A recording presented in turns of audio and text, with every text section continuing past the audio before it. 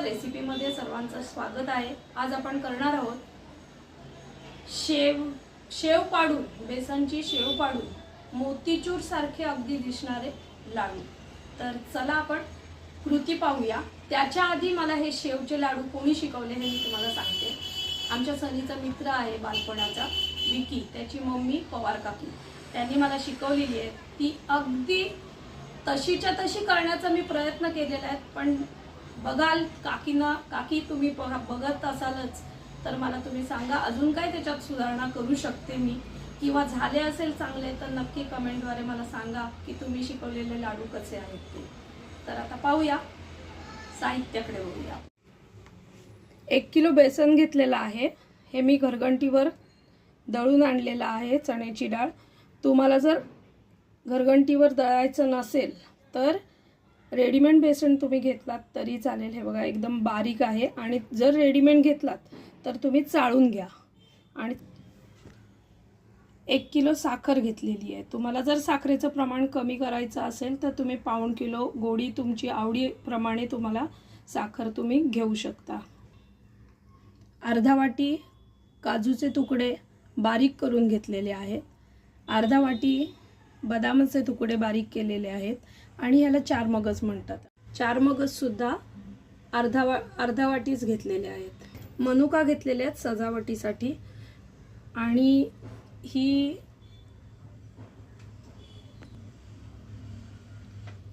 लाडूला छान रंग येण्यासाठी हा रंग घेतलेला आहे, तो 1/2 टीस्पून घेतलेला आहे। हे स्किप करायचं असेल फूड कलर किंवा ड्रायफ्रूट्स, ह्याच्यातले सगळेच न घेता तुम्ही जर काही ठराविकच घेत असाल, तुमच्या घरी जर खाणारे असतील तर त्याप्रमाणे तुम्ही कमी जास्त करू शकता किंवा स्किप पण करू शकता। तळण्यासाठी तुम्हाला जर आवडत असेल साजूक तुपात तर हे मी साजूक तूप घेतलेलं आहे 1 किलो, आणि जर तुम्हाला तुपातले नाही खायचे असतील तर तुम्ही तेलात सुद्धा लाडू करू शकता।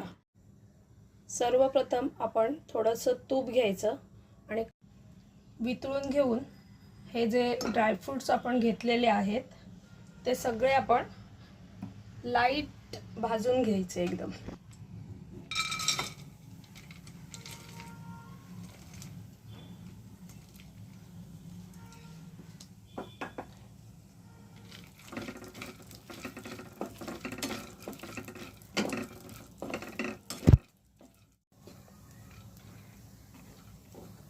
हे बघा छान भाजून घेतलेले आहेत। आता हे आपण काढून लगेचच बदाम सुद्धा अशाच प्रकारे भाजून घेऊया। मगज भाजून घेतलेले आहेत।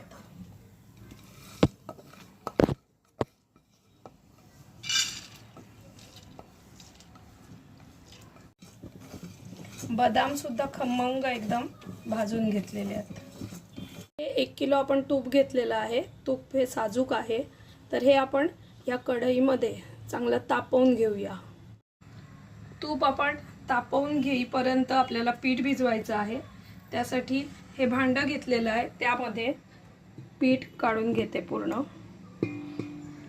कारण या भांड्यामध्ये आपल्या जागा होणार नाहीये मिक्स करण्यासाठी। त्यामध्ये थोडं थोडं पाणी टाकून आपल्याला भिजवून घ्यायचं आहे। सुरुवातीला मी 1 कप पाणी टाकलेलं आहे। गुठळी पूर्ण मोडून घ्यायची हा, एकदम फाईन झालं पाहिजे काम हे, कारण गुठळी असेल तर शेव पाडण्यासाठी अडथळा येतो।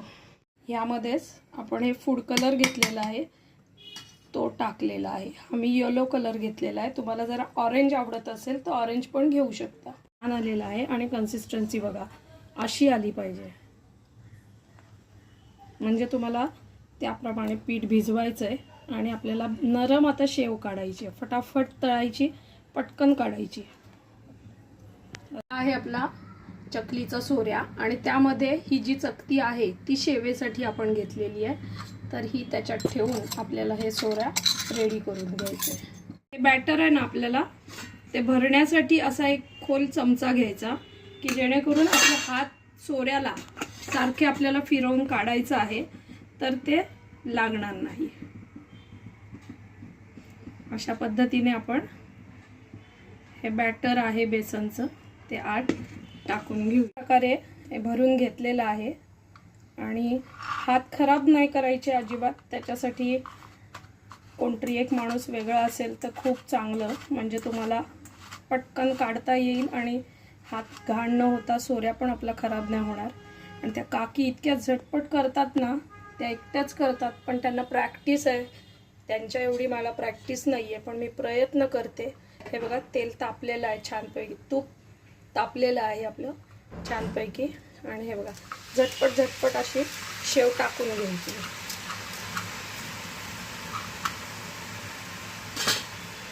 आणि चिमटा घ्यायचा. चिमट्याच्या साहाय्याने लगेच तिला उलटून घ्यायची. वेळ घालवायचा नाही, कारण आपल्याला नरमच ही शेव काढायची आहे.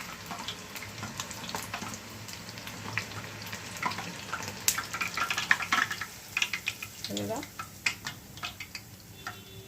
लाल वगैरे करायची नाहीये. अशा पद्धतीने आपलं हे सगळं बॅटर आहे ते पटापट करून घेऊया.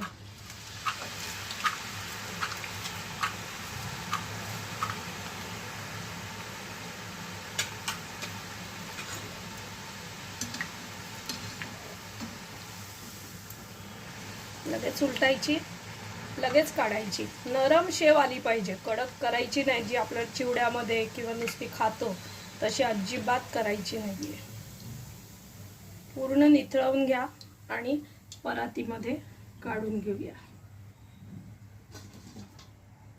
तर आता हे पूर्ण बॅटर आपलं कंप्लीट करून मी तुम्हाला दाखवते.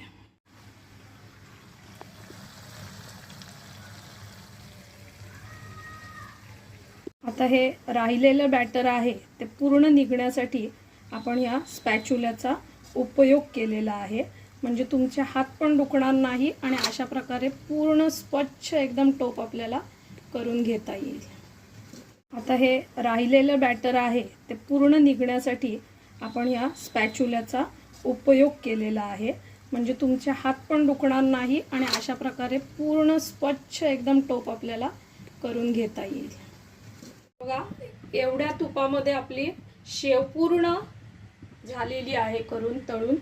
हे बघा, आणि तुम्हाला कळेल की शेव किती नरम आहे ती. हे बघा, तुटली नाही पाहिजे, नरम नरम झाली पाहिजे, म्हणजे तुम्हाला अशा पद्धतीने करायची आहे, तळायची आहे. हे बघा, आता आपल्याला हे शेव आहे ती मिक्सरला कमी जास्त बंद करून आपल्याला जाडसर शेव बारीक करायची आहे, चाळणीने चाळायची आहे. तोपर्यंत आधी आपण या भांड्यामध्ये 1 किलो साखर टाकून घेऊया आणि त्यामध्ये जेवढी साखर असेल ना, आता ही 1 किलो साखर माझी 5 कप झालेली आहे मेजर कपच्या प्रमाणे. त्याच्या निम्मे हे पाणी घेतलेलं आहे, किंवा तुम्हाला तसं नसेल समजत तर साखर भिजेपर्यंत पाणी टाकायचं आहे. असं ह्या सगळ्या टिप्स आहेत त्या काकींच्याच आहेत, तर तुम्ही पण तसंच करा. आणि त्यामध्ये गोडव्याला जर टेस्ट येण्यासाठी आपण या लाडूमध्ये म्हणजे पाकामध्ये थोडीशी मिठाची चिमटी टाकायची आहे. आणि आता आपल्याला हे पाक आहे ना बारीक करण्यासाठी आपल्याला असं मोठं एक भांडं घ्यायचं आहे. त्यामध्ये अशी जाळी, ह्या जाळीप्रमाणे जाड अशी जाळी टाकायची आहे. आणि आपल्याला जी शेव आता आपण बारीक करणार आहोत ती ह्या पद्धतीने चाळून घ्यायचं आहे. ती पद्धत दाखवते. हे बघा, मिक्सरचं सुकं एकदम कोरडं म्हणजे ओलं नसलेलं भांडं घ्यायचं आहे.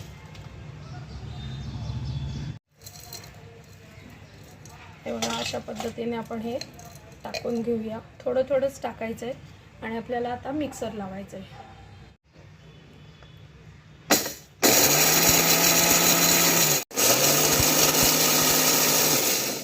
हे बघा, असं कमी जास्त करत बारीक करायचं आहे आपल्याला.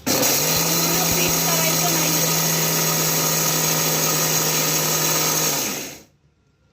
पूर्ण बारीक करायचं नाहीये, की जेणेकरून आपल्याला मोतीचूर लाडूला जसा बुंदी पडते. हे बघा, मस्त झालेली आहे. मोतीचूरचा जो बुंदीचा जो जसा लाडूचा बुंदी असते ना, सेम तशा पद्धतीने आपला हा बारीक करायचा आहे शेव. ही बघा, अशा पद्धतीने बारीक करून या चाळणीने छानपैकी चाळून घेऊया. अशाच पद्धतीने आपण बाकीची आपली शेव आहे ती बारीक करून घेऊया.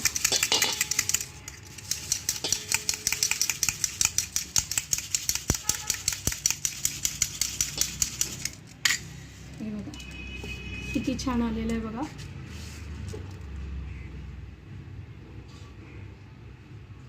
आता हे जे आहे उरलेलं ते पूर्ण आपण आता पुन्हा मिक्सरमध्ये ठेवून असंच बारीक करून सगळं राहिलेली पूर्ण शेव आपण अशा पद्धतीने चाळून घेऊया बारीक करून. हा शेवटचा घाणा आहे, असं बारीक केलेला आहे आणि हे चाळलेलं आहे. पूर्ण आपलं चाळून मोकळे झालेले होतं. पण आता यापुढे आपण पाकाकडे वळायचं आहे.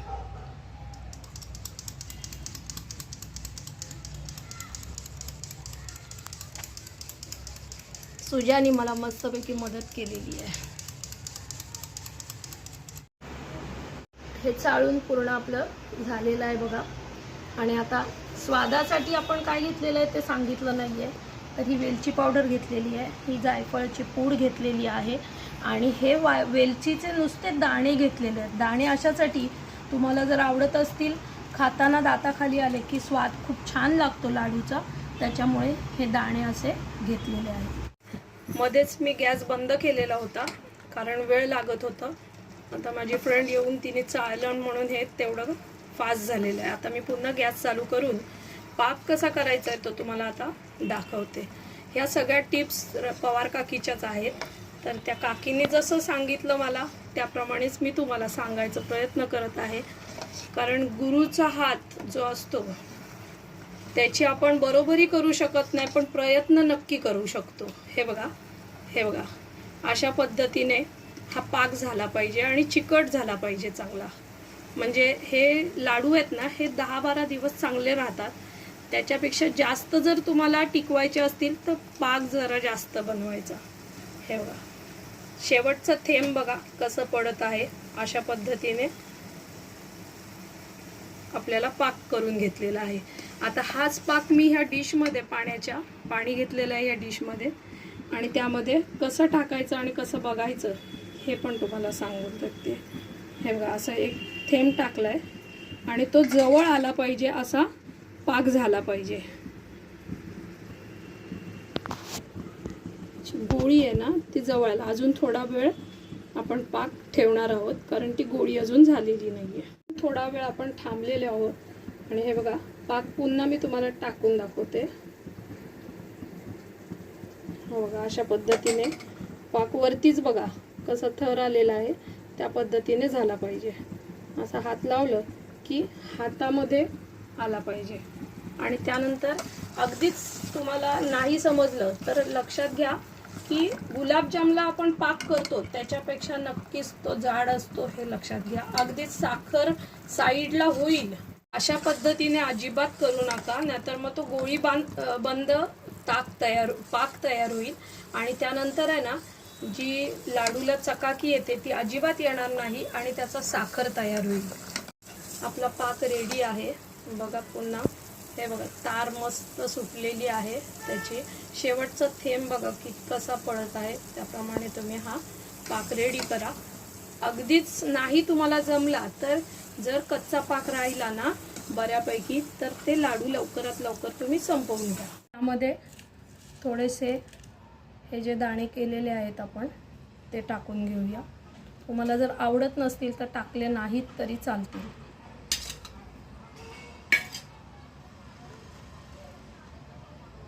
जायफळ पावडर टाकून घेतलेली आहे म्हणजे पचायला आपल्याला त्रास होणार नाही याच्या उद्देशाने आणि स्वादसुद्धा छान येतो जायफळचा. आणि सोबत वेलची पावडर करून घेतलेली आधीच तर तीही टाकलेली आहे. त्याचं प्रमाण तुमच्या आवडीप्रमाणे कमी जास्त करू शकता. त्यावर हे 4 मगज घेतलेले आहेत फ्राय करून भाजून ते टाकलेले आहेत. हे पण प्रमाण कमी जास्त तुम्ही करू शकता किंवा स्किप पण करू शकता आवडत नसतील तर.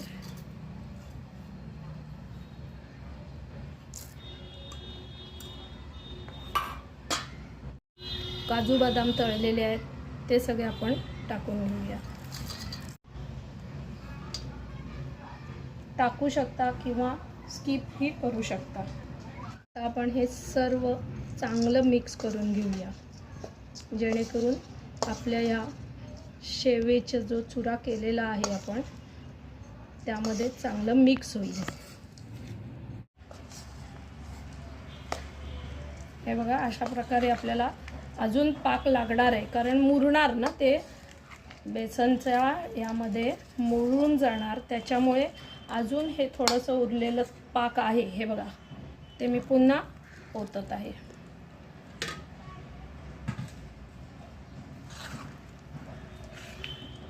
आता हे पाक ओतल्यानंतर आहे ना असंच ठेवून द्यायचं. चांगलं मुरलं की आपल्या हाताला लाडू वळता येईल का हे पाहायचं, आणि मग हे असे लाडू वळून बघायचे मुरल्यावर. जर वाटत असेल तुम्हाला अजून सुकलं पाहिजे तर थांबायचं आणि मग लाडू वळायचे. हे बघा, जसजसं मुरत जाते ना तसतसा पाक शोषून घेतोय, म्हणजे ती शेव. तर त्याप्रमाणे मी पाक वाढवत आहे आणि त्यातलाच पाक आपला हा, हे बघा, ह्याच्यातला पाक आहे तो सगळा मी यामध्ये टाकलेला आहे आणि हे एवढं उरलेलं आहे. जसजसं मुरत जाईल त्याप्रमाणे हा पाक मी टाकणार आहे. जर नाहीच लागलं तर टाकलं नाही तरी चालणार आहे. मग हा पाक आपण कशाला तरी यूज करू शकतो घरात. तर बघा कसं होतं, एकदम पाक जरा जास्त होता ना, तो आता पुन्हा शोषलेला आहे. थोड्या थोड्या वेळाने असं उलटपालटं करायचं म्हणजे पाक मुरला जाईल छानपैकी. आणि 4-5 तासाने किंवा रात्रभर तुम्ही असंच ठेवून दिलं पोकळ झाकण, गार झाल्यानंतर पोकळ झाकण ठेवायचं आणि मग जेव्हा तुम्हाला वेळ मिळेल तेव्हा लाडू वळायचे.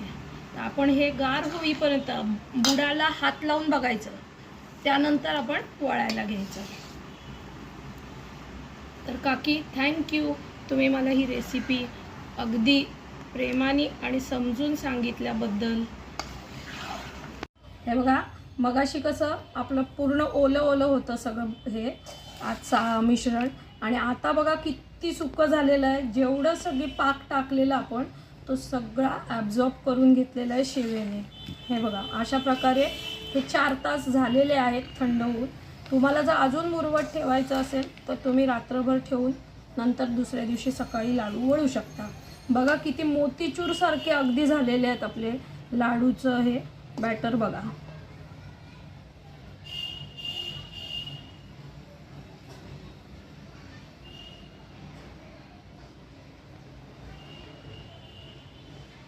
आता आपल्याला लाडू वळून घ्यायचे आहेत.